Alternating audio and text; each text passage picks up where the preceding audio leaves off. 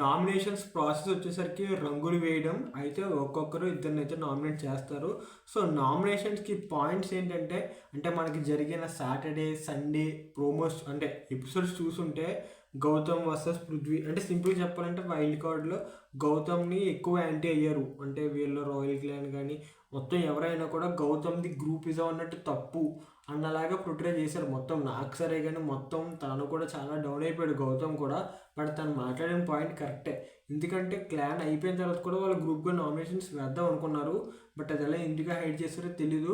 So నాకు తెలిసి maximum డైరెక్ట్గా నామినేట్ చేసింది కాబట్టి యష్మి బిగ్ బాంబ్ అని చెప్పి. సో గౌతమ్ని కాకుండా మినహాయింపు నామినేషన్స్లో ఎవరు ఉంటారనుకుంటున్నారో కింద కామెంట్ చేయండి. అండ్ మోస్ట్లీ ఈ రంగు నామినేషన్స్లో యష్మి నిఖిల్ ఆర్ గౌతమ్లో గౌతమ్ ఎంచుకోవడం ఎంతవరకు కరెక్టు. ఎందుకంటే నిఖిల్ వల్లే నా గేమ్ డౌన్ అయిపోయింది అన్నది.